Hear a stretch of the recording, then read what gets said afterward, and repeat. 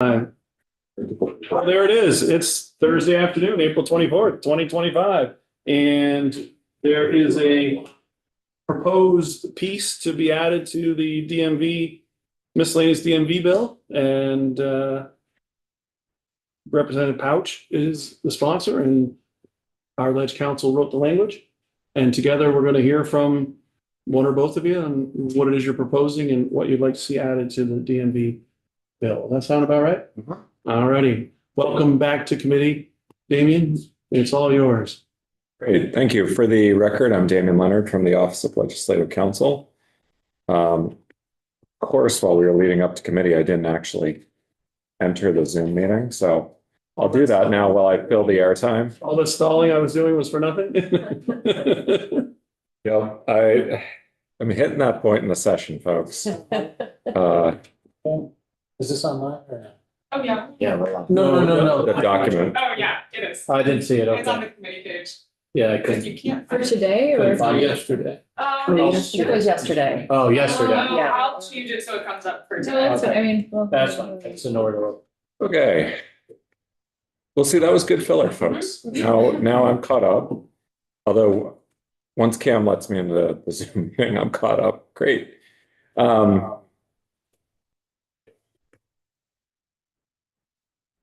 You'd think I'd know after this many years of doing Zoom to mute my computer before I come in.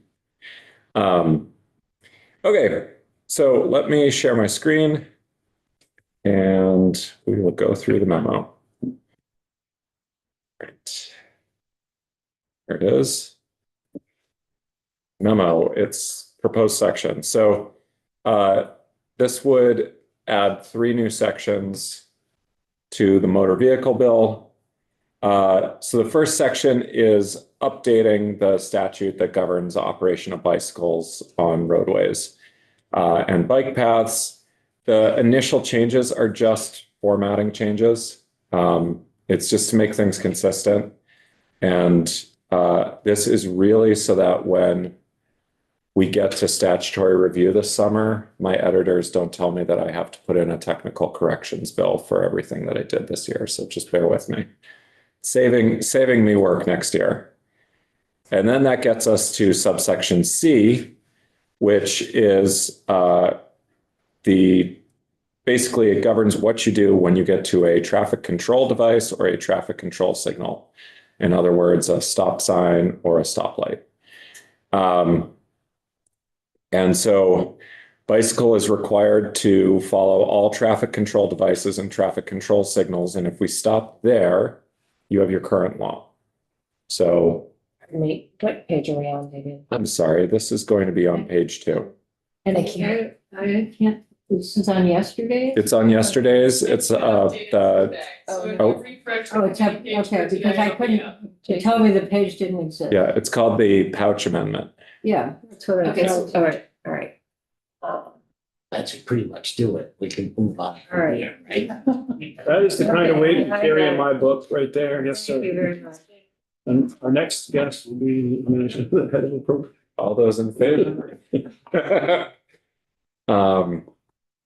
So anyway, if we stop at that point of a bicycle shall follow all traffic control devices and traffic control signals, you basically have the current law. When you're operating a bike on the road, if you come to a stop sign, you're supposed to stop. If you come to a stoplight, you're supposed to follow what the lights do. And just to clarify, it is defined that when you stop, you have to put your foot down. That to be a stop on a bicycle. So track stands don't count, folks. If anyone knows what a track stand is, it's where you stop the bike without putting your foot down. And if you ever want to see it, the Olympics track sprint race that they do on the bikes, those big racers will come to a complete stop and then accelerate to like 40 miles an hour in less than a lap. But they do that to try to get the other person to lose their balance and get into the wrong position. Anyway, I digress. I love anything track. Race cars, running, bikes, it's great. Anyway, back to this. So what this would do, though, is say there are exceptions to that rule. So the first is a stop sign or a flashing red signal. So when you're approaching a stop sign, the bicycle operator could cautiously make a turn or proceed through the intersection without stopping if, and these are important, you slow down to a reasonable speed. You stop if required to avoid an immediate hazard. And you yield the right of way to any pedestrian in the intersection or an adjacent crosswalk or any vehicle or other traffic in the intersection. So in other words, if I'm coming up on my bicycle to the intersection here in town at State and Main, if I see a red light ahead of me, I can slow down to a reasonable speed if it's empty. Say it's 10:30 at night and no one's around because it's Montpelier. I could cruise through at a reasonable speed as long as there are no pedestrians in the crosswalk or there's no cars that are coming across the intersection. Not a red light, flashing. Oh, I'm sorry. Yeah, not that intersection. Let's go to one of the stop signs here. The one over at Court Street and Elm Street. Coming down Court Street onto Elm Street. Sorry, thank you, Representative McCoy. Court Street, and I'm about to cross Elm Street. I slow to a reasonable speed. I look both ways. If there's no traffic and no pedestrians, I can proceed through the intersection or I can take a turn. If there is traffic or pedestrians, I have to stop and yield to them and then can proceed. Or assuming the pedestrians are crossing the same direction as I'm going, say I'm going straight across and the pedestrian is, I can proceed across cautiously, but I can't turn across the pedestrian's path without yielding the right of way to them. Does that make sense to everyone? Okay. So this is often referred to as an Idaho stop for folks who may not have heard of that. This does not apply at an active railroad grade crossing. So in other words, if you see flashing lights at a railroad, you do not go. Just don't. For so many reasons, but an individual operating a bicycle there has to comply with the law relating to active railroad crossings, which is generally you stop and wait for the gates to rise or the lights to stop flashing. Pedestrian control devices and pedestrian control signals.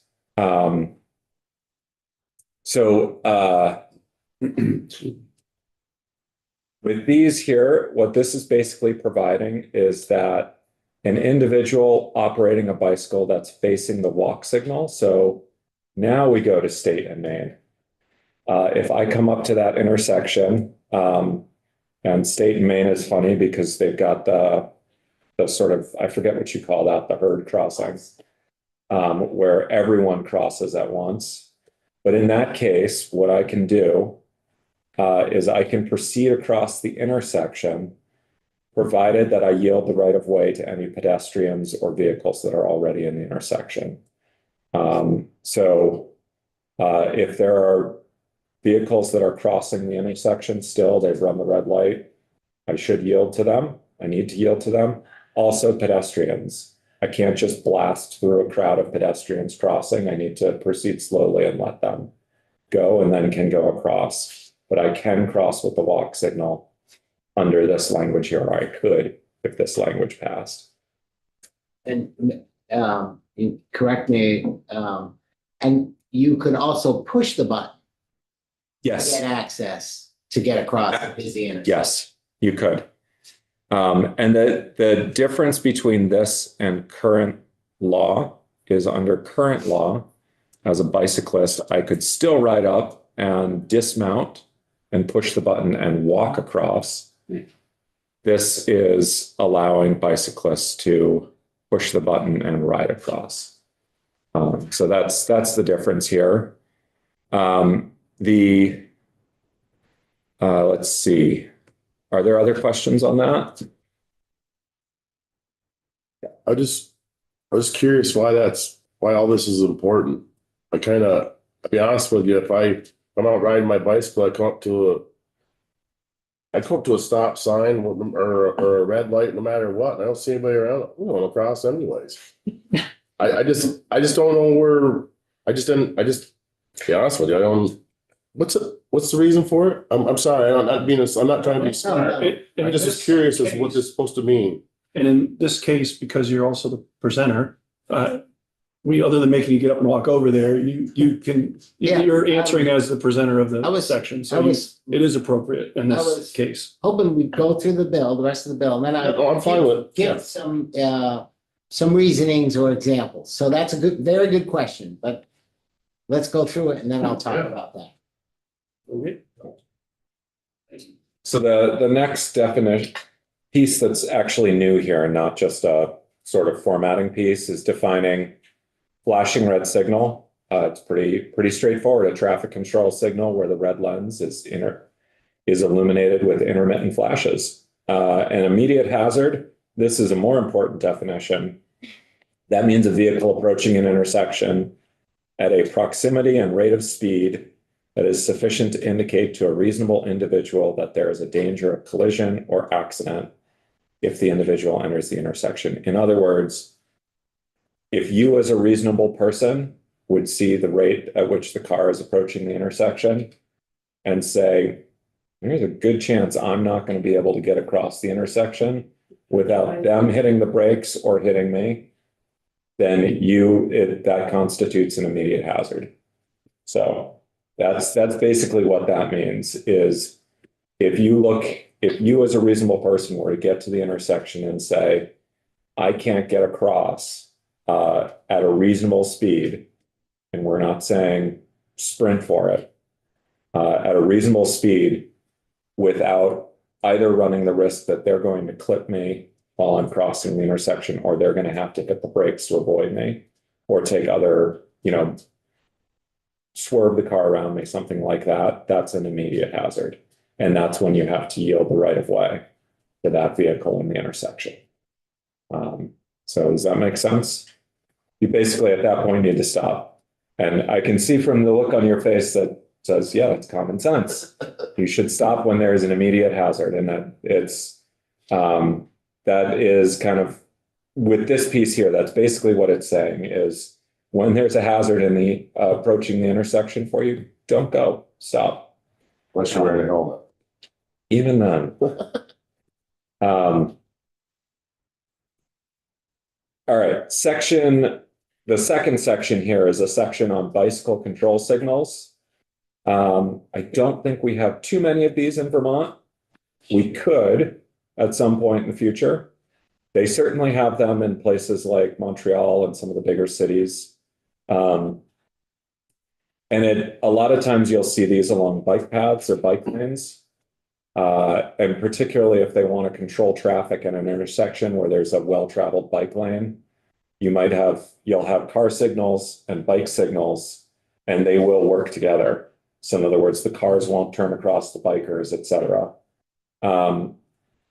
So this basically requires that if you're operating a bike, you have to obey the bike signal just like you would in a car. Green bike signal means that you can proceed straight across or turn right or left unless there's a sign prohibiting the turn, provided that you will not be in conflict with any motor vehicle movements, or that the bicycle movement is not modified by something else. In other words, there's like construction or something else going on at the intersection. The first part there is important. So again, to go to the example of Montreal, if you go up there, you'll notice at some intersections, there is a right turn lane, and the bike signal and the green light go at the same time. So the bikers basically have to wait for the turning vehicle and then they can proceed. So there is an order of operations that's supposed to happen here, but you also see them where they basically time everything so each person has their own signal. And then again, just like before, you have to yield the right of way to other individuals and pedestrians that are in the intersection when the signal's on. So if there's a pedestrian walking across, you can't simply say out of the way. Steady yellow is a warning that the green signal is over and the red signal is coming up.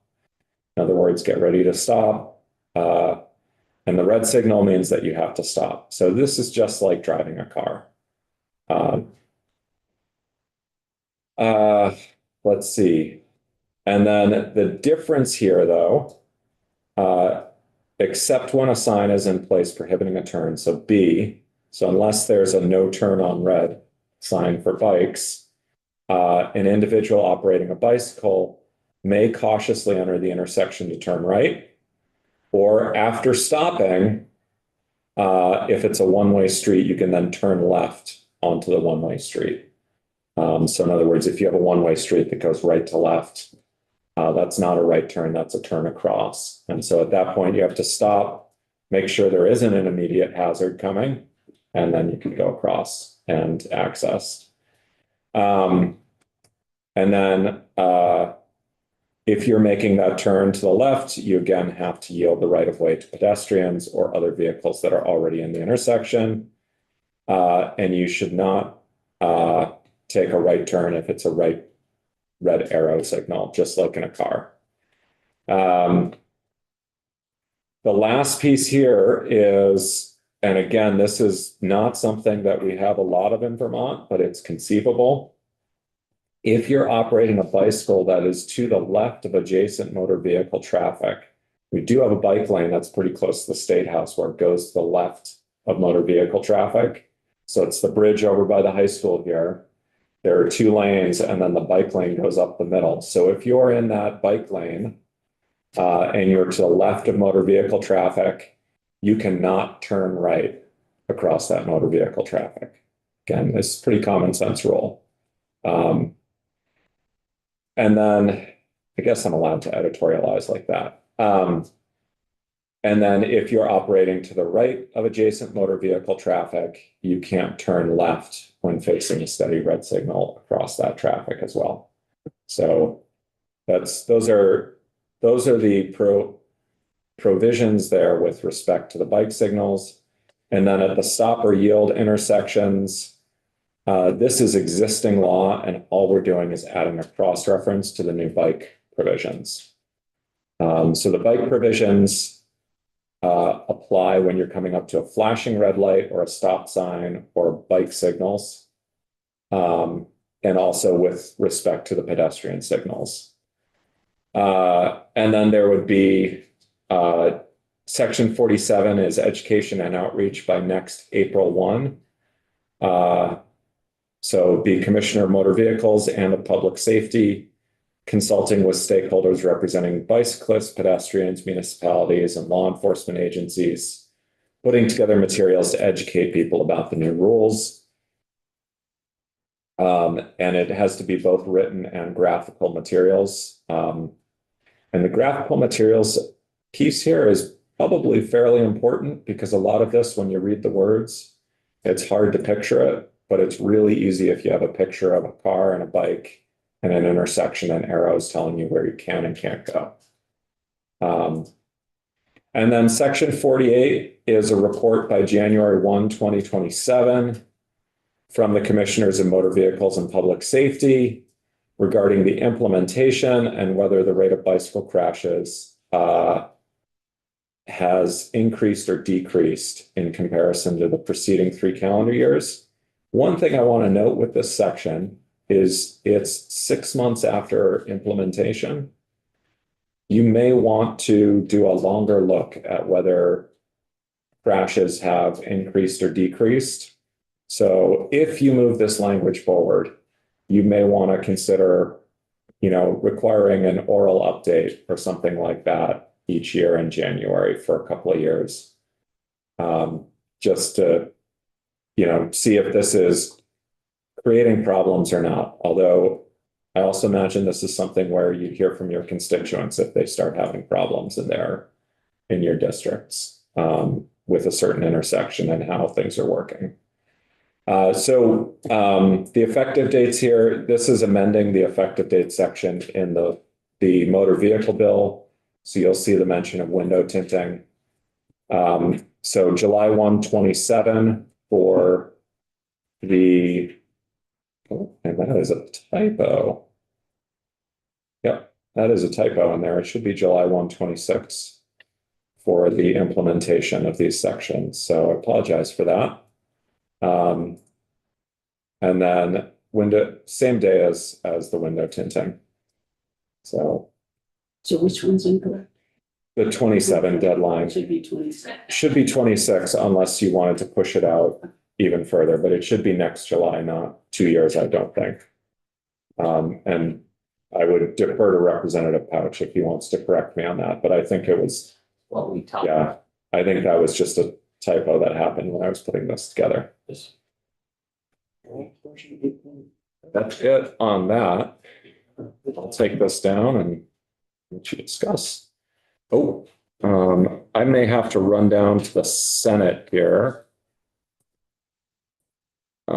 Yeah, I need to run downstairs, Mr. Chair, and then I'll be back on, I have an amendment that's up downstairs. And So, but if I you can want do to my start part, yeah. doing your part, and then I'll be back up to answer more questions.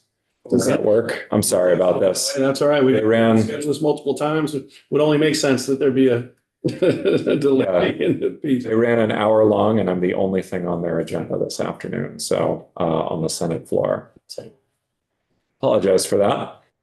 I'll be right back. Sure. Thank you. Famous last Appreciate it. words, and there's nothing you can do to control that. Yeah, if you hear the doors slam and someone running away shouting, "I'm free." Representative Pouch, you're Yeah, all right. So I'll sort of talk about this bill a little put it bit. down there. Is that more official that way or? I'm not sure. You don't need, I'm not in that much of a point. Okay. So I'll talk about it, and I think Rep. Casey, I'll be able to, you know, talk about the question you had. So I'm a long-term biker, been doing it since I was a young kid.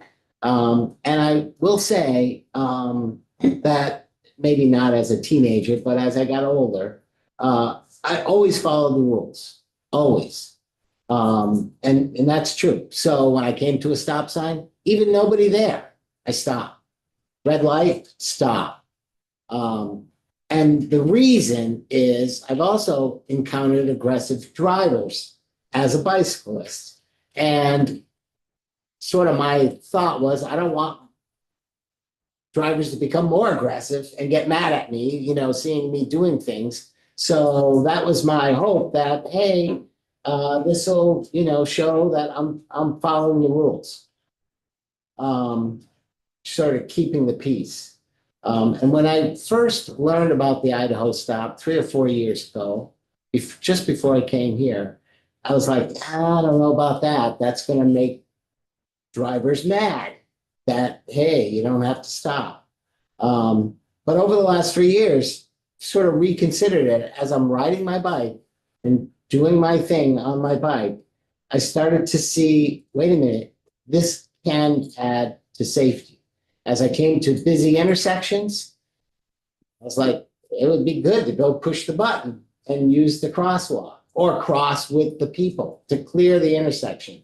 And also, you know, I travel a lot of times with panniers and a lot of weight on my bike. And so when I stop, my bike, it goes to the side. And then when the light changes or whatever, I'm trying to get going, even if cars are waiting at stop signs, it takes me a minute to get going. And so it takes longer to clear the intersection. And I feel vulnerable out in the middle of the intersection. And if I was able to just sort of slow down and not actually put my foot down, I could clear that intersection. And I had an accident. I had mentioned it on Route 2 going across 89. I said that was a very dangerous. We're putting a bike thing there. I had an accident there with panniers trying to get across because I had to stop and then get going. And sometimes when you stop and get going, your pedals don't quite, your chain sort of, so you're out vulnerable.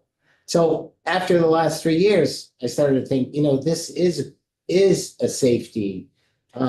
It does help safety.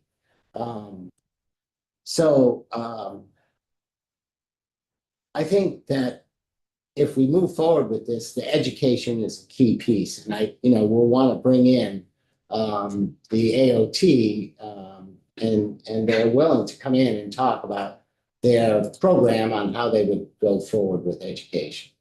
So that's sort of my story on it. Representative Burke?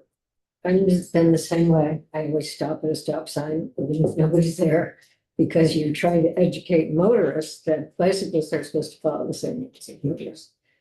Yeah, I think it's important to say too that, you know, we've all seen aggressive bicyclists, you know, cruise through it. We've all seen that. Yeah. And I can tell you from experience, a car always wins against a bicycle. So they're taking their life in their hands. It's not a battle, because it's not a battle you'll ever win. So I wouldn't want to not do this because we've all experienced aggressive bicyclists, but we've all experienced aggressive drivers too. So, you know, there are bad apples on both sides, but the majority of people, I think, are good. And I will say, anecdotally, I don't have data, but I would say over the last 10 years, particularly in the last 5 years or more, I see way more respect from drivers to bicyclists. I think they're getting used to it. They, you know, we're finding a way to do it together. So I feel far more safer on the road than I did 10 years ago. Representative Webb? Yeah, just a comment. I think your rationale makes perfect sense. I can relate to it as a cyclist. And just even having to clip out, stop, put your foot down, clip back in, get rolling again. It is a bit of a process, and it does open you up to falling, and you don't want to fall in the middle of an intersection. So I think all the reasoning makes sense. And I agree that you know, a public information campaign would be an important part of that. I mean, I would love to see more public information about the 4-foot law, because I still think a lot of motorists aren't quite aware of that. Yeah, so I don't know if that could be incorporated in, but I'm in support of this. I just wanted to recall that AOT commented on this briefly previously, and they had noted that they didn't find any evidence that it decreases safety, in states that have these regulations. And since they had done that research, there was a national report done that was released from FHWA, or a federal agency, that actually indicated or showed some evidence that it improves safety. And I can certainly say anecdotally from my own personal experience, because I bike regularly to and from work in Burlington, where it is already legal to use the crosswalk signs. And that makes me feel so much safer when I'm crossing, like particularly busy area, Riverside. And I use that basically daily. So I think that it doesn't make any sense to me to not have this to be practiced statewide. And I think that the other element of the stop as yield, or what the non-Idaho stop, I forget what it's. Yeah, anyway, the stop sign, non-full stop. I will admit that I already do that a lot of the time. And I just think it's kind of practically how a lot of people bike, and do so pretty responsibly. And I think just acknowledging that in statute would make people maybe more likely to follow it, because it's a very reasonable request that honors the safety of everyone who's using the streets. So I strongly support this.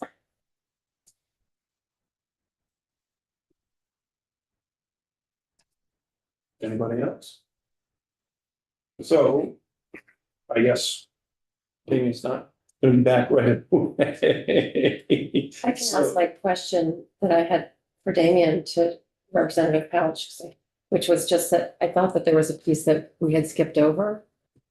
And maybe I was not paying attention, but on page 3, D, line 7, riding on a partially controlled access highway.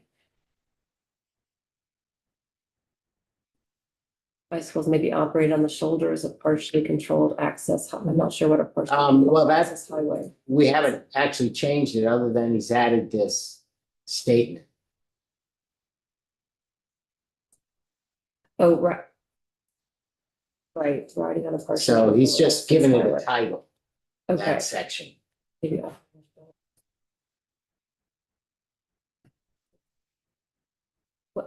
So What is a that one partially might be, controlled I access highway? think maybe Route 7 might have, it's where there's something in the middle. It's not Like a really, it's not median? a state highway, but it has a median and there might be yes, I think that's what that's describing. Where you might have some green space and a rail and a guardrail in there. That might be that road that goes out of Montpelier to the highway. Yeah.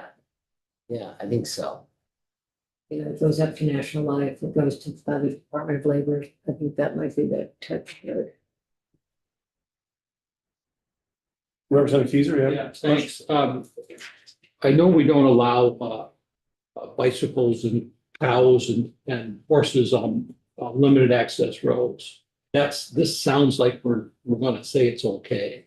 And I know federal law excludes that, so that's out. South of Rutland and west of Rutland, there's a 4-lane divided highway, which is not an interstate, so-called.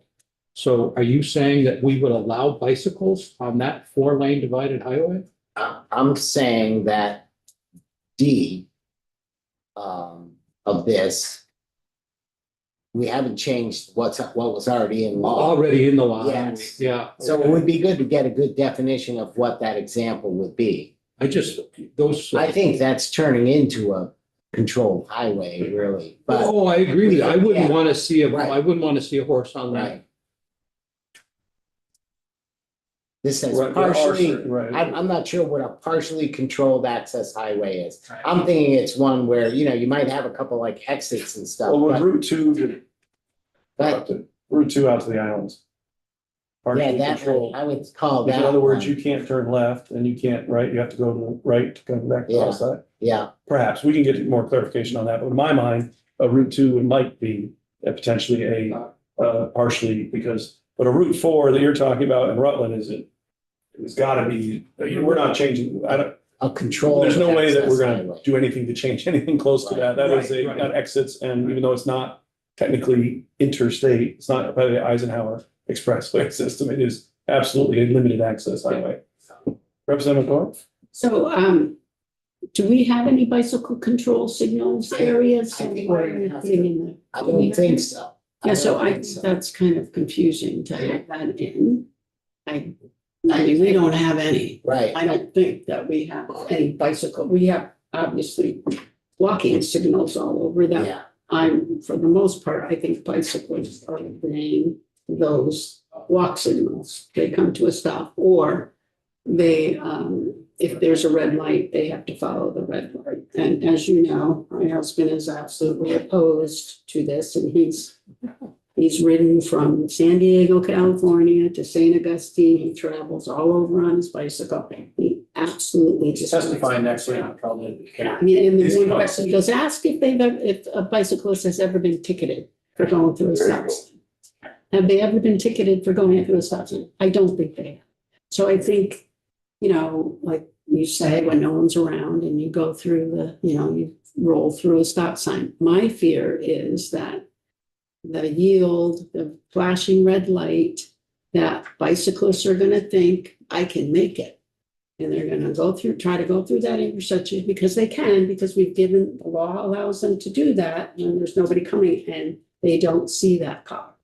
And now there's gonna be a lawsuit, and the car, it's like, well, I didn't see him because he's supposed to yield to me because he's got the flashing red light.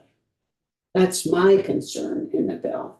My husband has a whole heck of a lot of other ones, and he has many more miles of riding than I do. So I am opposed to the bicycle signaling in there because we don't have it. See, maybe perhaps Burlington may get it in, well, I mean, I'm like in the future, maybe, but currently, I think it's premature to stick that in. So, I have an issue with, not stopping at a red light or a blinking red light, because I think it's gonna take a long time to educate drivers. And when they see that you're rolling through with your bicycle, they're gonna get pissed. They're just gonna get pissed because you're just rolling through and you're like, well, I have to stop. How come you're supposed to obey the traffic laws? So I think it's gonna take years to get that education piece out. But I still am opposed to them not following. Because they are a vehicle, and the other issue is an electric vehicle. It's motorized. Are they going to be allowed to roll through? And they're a motorized vehicle, so do they have to stop at the stop sign, or are we allowing them to go through? Like roll through? And they're motorized. An e-bike? Yeah, e-bike. Okay. Right, that is a question that I guess that I hadn't heard about, whether it does or where e-bikes fill into this. I guess I want to do something right now, at least as far as clarification. There are other proposals and there's other pieces about being proposed to go into the miscellaneous DMV bill, and there's other. So from a committee process perspective, this is not a decision about whether we are or aren't putting it in the bill. The question is, do we want to pursue it? Because there are other people that are going to have to testify, including probably specifically the DMV, but there are opponents to this, and I've already been approached by that. And so if we're going to take it up, we're going to have to hear from at least a few other spots. The question is, do we want to pursue this in this miscellaneous DM bill? I'm looking for a kind of a, I wouldn't say necessarily has to be a straw poll, but we're not, despite how it may have looked on the way it was presented, this is not in draft anything of S-123. Yeah. This is a proposal to add it as a committee member and as language that's been done before, and the agency has done a study on it. It has been before the committee multiple times. So I did go a little bit further in terms of looking at it as an additional presentation. It's not a bill, it's part of a bill. It is like any other members that wanted to try to include something. So now the question is not, are we adding it? Are we going to explore adding it? Are we willing to spend committee time to hear the other viewpoints? Do we want an investment of our agenda on this amendment? And that's what I need to know if we're going to go further. That is what we sort of outlined for the process will be, are we going to go get more witnesses to hear both sides or multiple sides of this argument? And I'm looking for, I don't know if Representative Lally is on or not. There's whatever, there's 9 of us here, unless it comes out, whatever, pretty close. I need a kind of a nod or a thumbs up of, yes, I want to go further into this or not. So if you want to go further into this, put your hand up or put your thumb up. So you got 1, 2, 3, 4. That's not up. We don't have everybody here, so I guess. How many people are on? There's what, 9 of us right now. So that's 4.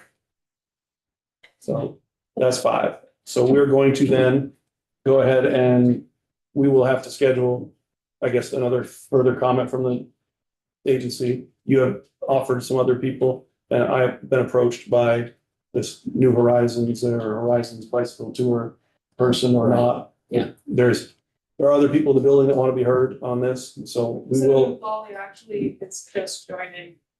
That was quick, so, okay, so we will put some agenda time into hearing the other piece. That does not mean that we voted to include it in the DMV bill very clearly, but we are going to the next step of hearing pieces, remember? But I just see that there are 10 other states that have adopted this, so it'd be interesting to get the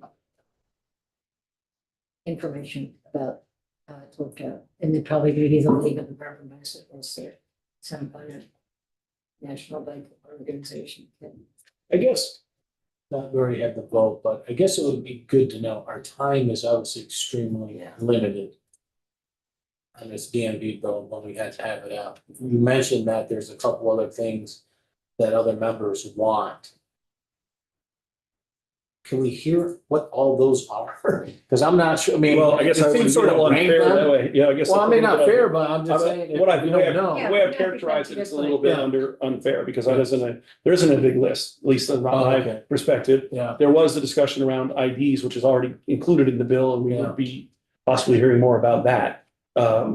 We had talked about, is there anything that we can do in relationship to the large RV piece and an additional enhancement? That would take a significant amount of time for the next, queuing up for next year. So I don't think that was geared towards this particular bill that we could do that. Go Can you ahead. remind me what date you're planning on, what's the date you're planning on getting this DMV bill out?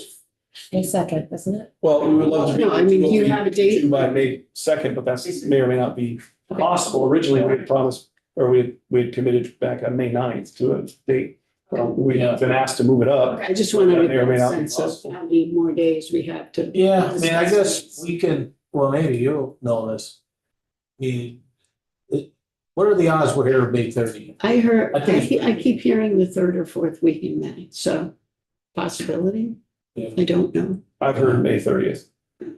So if that's the case, then we have more leeway. Right. Yeah.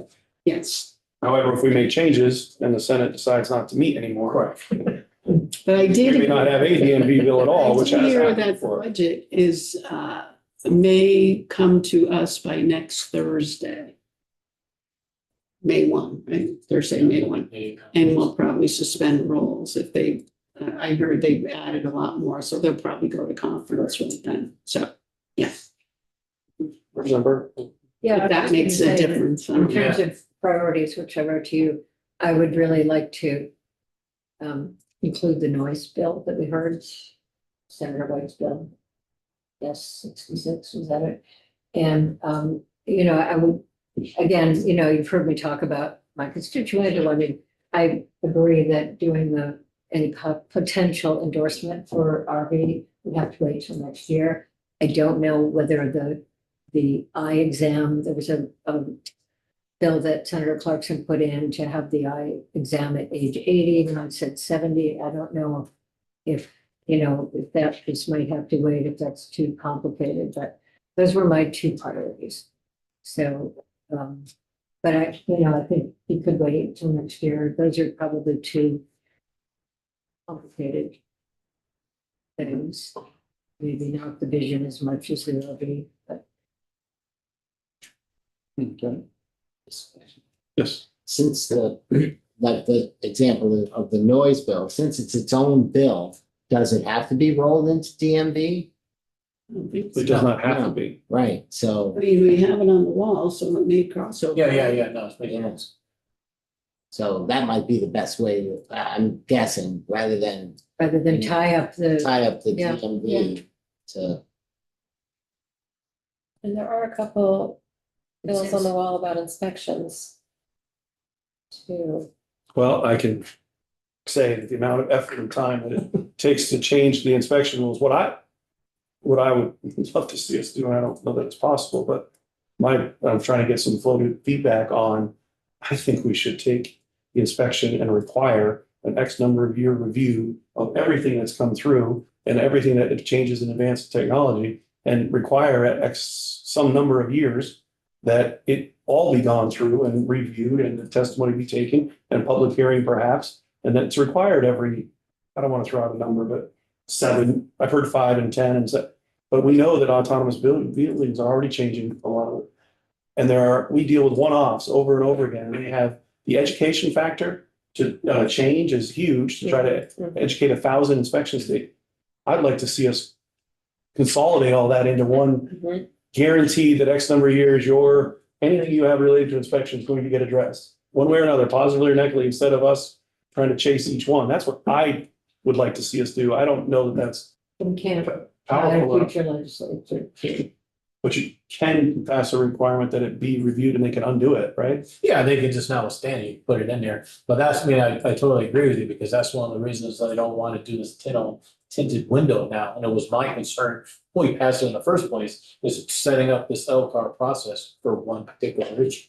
It's cumbersome to do it for one, but if you did it every 10 years, you might get 4 or 5, whatever it might be. So it's worthwhile, but to do it just for one, that's why it's heartburn to me. We'll get to it, but I can see myself taking that. I'd like to agree. I don't want to see But, 4 you know, sections to the DMV trying to address tinted windows and then trying to buy equipment and then trying to train. It Yeah. seems to me counterproductive, but versus Yeah. we know on every X number of years, the whole process is going to be reviewed, relooked at.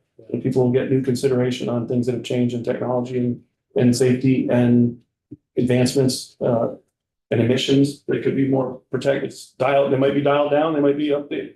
But that seems to me I've only been here for 3 years, but this idea of piling up the law about people's individual concerns about inspections seems like we get steered off in a lot of areas that they're, even if we do change it, just to educate and drop out or to work on it seems like an awful lot of wheel spinning. I don't think it's do that in regards to all of them, but that's my opinion. I haven't gotten anywhere with the agency, with DMV or Ledge Council on that yet. I think when we changed the brakes, the DMV were like, well, we're updating it anyways. They were in the process of updating it. So it was like, oh, that, was easier for them rather than to start. Yeah. You have to update it because of this one thing. And it did sound like the DMV had gone through a pretty significant review of inspections within the last couple of years, right? Because they rewrote the book of I think that proposing every 5 years or whatever that to require them to look at it and review it and to take public comment is a really good way to handle this. With the support of that. I don't know how many times we stopped the hall. This is Yeah. just a simple change. Yeah. Why don't you take care of my simple inspection change? Well, there's no such thing. Yeah. Not when it touches judiciary, it touches 1,000 inspections, it touches education, it touches every part of, it touches enforcement. Everything you do on there has an impact on all these other areas. Mhm. And it seems to me that we should do them all, but that's my take. And I don't know if we can fix that for this DMV bill, but that is certainly where I'd like to go with all of these inspection questions. Good try. So. Noise, couch amendment, you asked me to be more clear. There was issues related to the ID, but I think we're gonna be able to hone in on that. And there's a question on sunsets and not and amount of renewals. That is an area we gotta dig into. I outlined the sections of clarification on the DMV bill that we have to go through. That's all part of the schedule for next week. We can potentially add some testimony on this. Those are where we're at as far as the DMV bill. And then when the transportation bill comes back, whatever changes they've been made will be the next thing that we get into. So it really isn't that many, perhaps it's not that many things. These sections, when what we went through in the DMV to get, a lot of them are just us trying to figure out and make sure that we heard from wherever else there could be. We're gonna review any of the Senate testimony and find out if there's any other spots that we think we should hear on all of the sections. So. Is that salt bill coming over? Tomorrow, we're supposed to hear from SALT. Ledge Council, O'Grady is going to be in tomorrow at, like directly after floor, 10:45 for 11. When you all. and we're getting a drive-through of S86 because it has implications to town highway crews. So I just got that. I'm a little slow. The terminology, I forgot. S80, Drive-through. Those are not. We'll say drive by anymore. S86 is, it's not on our wall. It just moved from Ways and Means to Appropriations. It got bumped. It's not on the floor today. It's a Oh, the salt. salt bill and it has Are we reference. doing drive-by? We are doing a drive-through. Is this the new terminology? Well, apparently drive-by has some kind of connotation Do that you drive through I now? didn't, It's like, sounds like, wow, it's, Please please drive through. Just drive around to the window. Okay, so, So we are gonna have a drive-through on S86, H86 tomorrow. But it has some potentially, it has mention of town highway crews. It has mention of responsibilities to the Secretary of Transportation. It has mentions to salt sheds, which are very expensive to our municipalities to handle. And so we just want to hear what it is. So everybody in the committee is aware of the pieces of that are in our jurisdiction. And they are related to the town highway crews and the salt sheds and expectations of the Agency of Transportation. So we are doing our drive-through on that tomorrow. Okay, so for the committee, Damien's definition of right back matches mine. We will go through all the sections of DMV. We will look to add some testimony related to this. And then we will have to, of course, have a little more discussion about like some of the sections of the DMV bill that I don't think should stay in there. But that's just me. We'll see who else agrees, who doesn't agree on some of those. That's the main, next week's goals are getting through all of those testimonies and adding a testimony regarding this amendment based on the opinions of today. That's our plan for next week. We are going to complete the DMV bill testimony as we have the lieutenant governors scheduled. A couple of the other areas are already scheduled. We're going through the rest of the DMV bill and What is the lieutenant governor coming in for? he's scheduling to talk about sections 16, 22, 36, 43. It's on, yep, 16, 22, 36, 43, the basic gist of which all touch purchase and use tax related to used cars, private sales, between Oh, right. appealing the process to the DMV, educating Yeah. the public on what's available and not available, and anything that is related to affordability in the Yeah. private sale market and dealing with your purchase and use tax owed to the DMV. And that's one of his pieces, and he's going to put it. Yeah. So that's on the list. We've already scratched off, well, I guess we could do that in committee discussion right now. Section that we just heard about. Section 25, changing from 33 months to 12 months. The wholesale dealers are the very people that can apply for that refund. That's the only people that can apply for the refund, right? Right. And they said they're fine with it. Yeah. I don't know that we need to make that more complicated than that, right?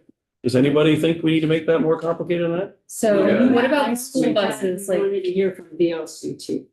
That was on sections, potentially on this portion? I have. Right on section 6. I have here from VLCT and others, and then fuel dealers. For section 25? Well, do towns, if they purchase at a pump? Oh, Yeah, I mean, they can do, I mean, typically they're already locked in, they're. Some towns, All right. like our town has their own gas pump. Yeah, yeah, yeah. There might be smaller towns that don't, so I don't know if you want to have VLCT. well, then I guess we should at least we're getting their opinion on section 6, so I will ask their opinion on section Yeah. 25. I mean, usually they're pretty good about All right. when their reports. Oh, yeah. I mean, they're used to doing monthly reports. So I'm sending you the job. It's gonna be Find litigation. cafeteria, please. Okay. You look at that. You have that from me? Wow. That's good. She has my back as usual. She had that same list. Agreed. Yep, that was her list. Like, yeah, I mean, Our list agrees with your list. Well, thank you, Gary. We're on the same page. Okay, does that make it less clear? Oh, good. Did we answer your question on that one? The whole, what are we gonna do? Or Forget what I asked. Well, you said, what else is it? All right, Representative White, calling for Damien's becoming an art form. on S 46, so what we heard this morning about logging and looking at potential discounts on the taxes, is that something we would consider putting in the DMV bill, or is that? But it's a separate bill, it need crossovers. Yeah. We And can. Could we, or would we want to, or address it Oh, on separately? DMV? No, I mean, but it's a separate bill, it can be a standalone. Right. Yeah, if you so choose. Yeah. So treat it as a standalone, is what you're saying? Yeah. Treat it as a standalone, I would. yeah. Well, I mean, I guess the way we could phrase that, if you do, and I'm not sure how they did it, but if we do want to do that, you would have to go into that white book and cut $667,000. Because that's anticipated revenue that this budget was built on. So, Hey, feel that's free to fine. cut a That's project. I will go through and help you look for the Waitsfield Warren and Mad River Valley projects that are going to pay Let me for tell you something, no Waitsfield and Warren projects are on the. it. They're not in the book already, so that's not There are gonna no help. look on the project list. We'll start hopping on. If you're in this committee. I'd like next year, to. You'll see. Whenever they The longer create the list. you're in here, the more pop up. There's potential. Lots of Brattleboro projects. Right. So to be in all, that bill is meant for what we did today, understanding and sympathizing with their situation. That's really one of those ones based on 3 months of educating everybody that we do not have any additional transportation revenue. And then we need to solve that problem before we give away any of our money, and that's where I would buy this one. Building the budget for next year. It looks. We're gonna write a letter either as the committee or just from myself, after we get done all these things, and we're still here that last week till the 30th. We're going to write a letter that asks the governor, as he's building his next budget and his next bill, to consider some things from this committee. And that would be one that I might advocate for them to suggest to review. I may not say as strong as saying, please, include, but certainly please review and in consideration of the next budget. Anything that takes money out of the transportation revenue, including some of the things that are in this DMV bill, I struggle with after spending 3 months telling people we had no money. Yeah. If it's $15,000 and it's de minimis and it's for, that's one thing, but anything that is substantially more than that, after what we educated the rest of the body, I have a really hard time giving any of that money away, even though I fully support people that make a living off the land and all these other groups. But I'm very much committed to what we told the legislature the first 3 months we were here. So I had a question on that. So the Senate halved the purchase and use tax? Yeah. Or the purchase and use tax? Yeah, all of their request exemptions. So if their max tax is 2,500, I mean, they're gonna use the max tax, I think, all the time. Yeah. Yes. Everything is gonna be 60,000, $40,000 equals 2,400. Yeah. So theirs is gonna be, so it's half of the 2,500? It's only Not half of their, $1,250. It's not a lot. right, that's what I mean. Well, 2,500 isn't a lot when you No. think people who purchase a vehicle off the lot for $40,000 are paying 2,400. Unless you say it weighs over or it's. Yeah. Yeah. You're learning too much, Bill. Well, it wasn't even that, but the guy that Dana testified is the, what do you say, the excise tax of an additional Yeah. 12%. So, Yeah. Megan, I understand his point, but. So this would give them an additional, take off $1,250. On registrations. On They're registration. also talking about the sales tax of a $10,000 pump. Yeah. But that was removed in the Senate bill. No, I didn't think it was No, removed. no. I thought it was there. I think he was mistaken. He Okay, did say that, but Yeah. I read it just the opposite. well, I think you're right, but I think he said the I opposite. asked the question Yeah. and he, All right. yeah, because I was trying to clarify. I know we're live, but we are a bit in a discussion because we were waiting to see if Damon was coming back, and we are at least decided what we're doing for next week, and moving forward. Can I just take a break or? Candace. I guess do we just adjourn for the day, or we just? So break? bill about discounts for logging equipment. Mhm. By the So time he gets back here, Yes. we're not. We don't have anything more to go over the proposing a bill. 50% Yeah. discount to the Okay. sales and Then purchase and use